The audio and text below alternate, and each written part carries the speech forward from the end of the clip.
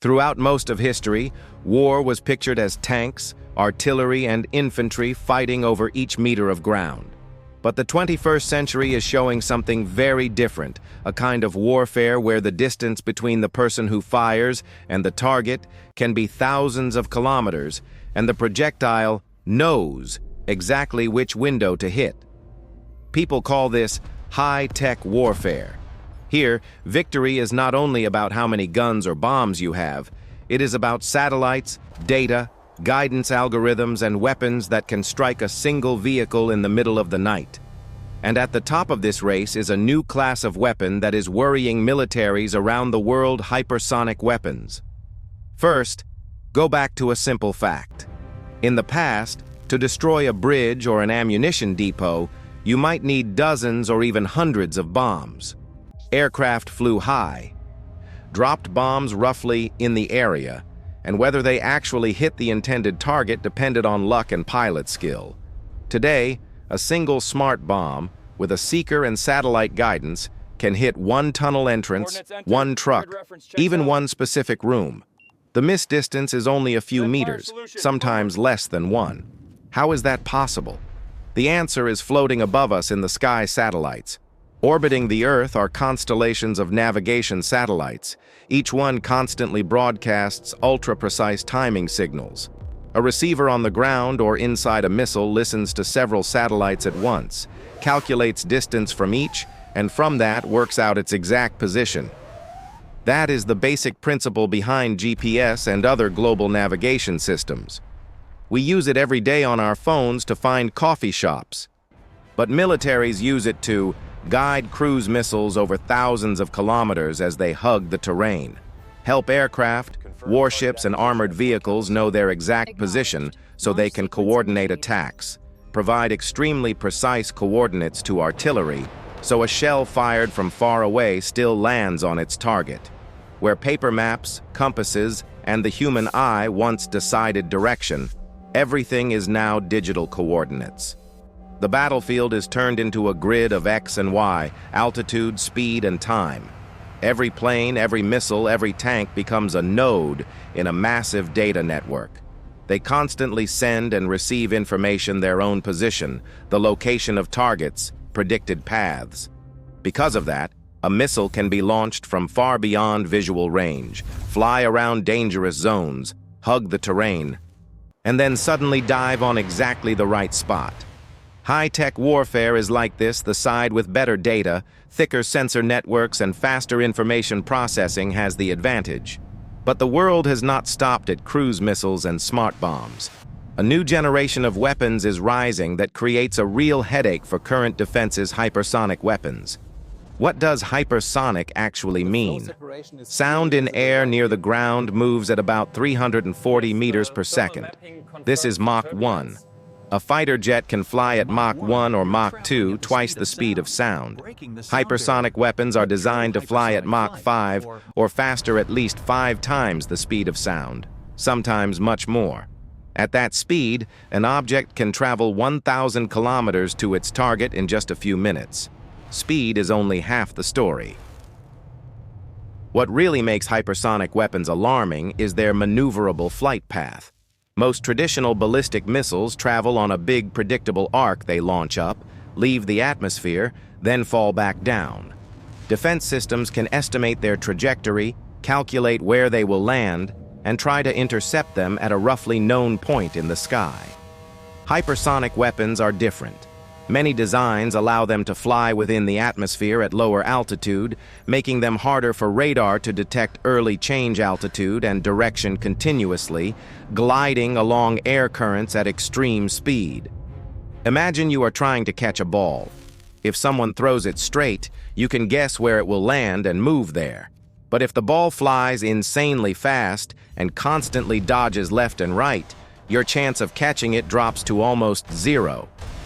Existing missile defense systems were built mainly to deal with ballistic missiles following predictable arcs. When faced with something that is extremely fast, highly maneuverable, and often flying low, most of those systems become almost powerless. So what does it take to make a hypersonic weapon work? First, propulsion. At Mach 5 and above, not just any engine will do. Many designs use special air-breathing ramjet or scramjet engines, or a rocket booster that accelerates the weapon before it shifts into a gliding phase. Second, materials. At these speeds in the atmosphere, friction with the air heats the skin of the vehicle to thousands of degrees. The body must use heat-resistant materials similar to those on spacecraft re-entering the atmosphere. Third, guidance and control. At hypersonic speed, a tiny change in angle can move the weapon dozens of kilometers off course. Sensors, computers, and control surfaces must handle data in microseconds to constantly adjust the flight path. And just like other precision weapons, hypersonic systems still rely heavily on satellite navigation and external data to know where they are and where the target is. The result is brutal. The warning time for the side under attack shrinks dramatically. A ballistic missile might take tens of minutes to arrive, enough time for radar to detect it, leaders to hold an emergency meeting, calculate trajectories, and prepare interceptors.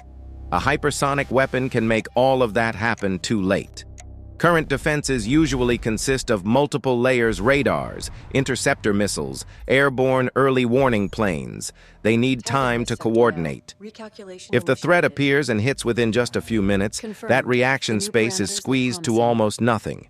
That is why people say hypersonic weapons make today's defenses helpless, not because interception is impossible in theory, but because time and unpredictability make it incredibly hard in practice.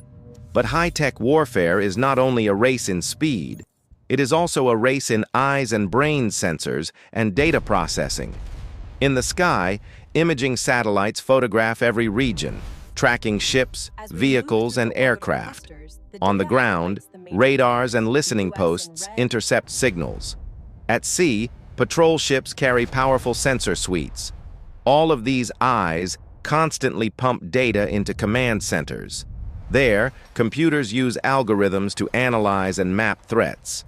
A convoy moving strangely, a warship changing course, a missile launcher opening its hatch, all of these become data points. When it is time to attack, planners no longer say, "Hit this general area," but strike this exact coordinate, with a delay of no more than a few minutes.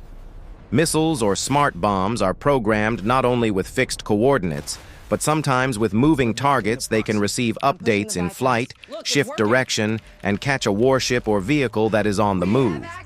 This is network-centric warfare. Every combat unit is no longer acting alone, but as a node in a system linked by real-time data. However, relying so heavily on satellites and data opens up a new vulnerability. If someone blinds the satellites, jams the signals, cuts the bandwidth, disrupts GPS, or hacks the networks that feed the command centers, then the high-tech war machine can suddenly become blind and forgetful. That is why, alongside hypersonic and precision weapons, nations are pouring resources into space warfare capabilities to disable enemy satellites. Backup navigation systems that do not rely solely on GPS-encrypted, jam-resistant military communication networks hardened against cyber attacks. The game keeps getting more complicated.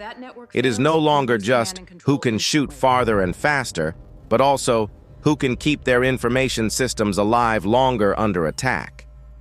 From another angle, high-tech warfare changes the way people think about collateral damage. If every round can hit exactly the right spot, in theory, fewer civilians should be harmed compared to area bombing. But there is a dark side. The threshold for using force may become lower. When leaders believe they have surgical weapons, they might be more willing to approve strikes, thinking the risks of spillover are small. And no matter how precise, every missile launch is still part of an escalation spiral. Countries watch one another, see that the other side has hypersonic weapons and dense satellite networks, and refuse to fall behind. The technology race feeds itself. In the end, from precision missiles to hypersonic gliders, from GPS to satellite data networks, war has turned into a confrontation of speed, information, and algorithms. On the surface, we only see a missile streak across the sky and an explosion. Behind that are hundreds of satellites, thousands of sensors, millions of lines of code, and countless decisions made in the shadows. Hypersonic weapons challenge today's defenses not just because they are fast, but because they are the next step in a long-running logic making attacks more precise, more unpredictable, and harder to stop. High-tech warfare shows that humanity has advanced incredibly in science and engineering, but it also reminds us that every leap in technology brings a big question with it. Will we use these new capabilities mainly to deter and prevent war? Or will they push the world closer to a kind of conflict no one really wants to see?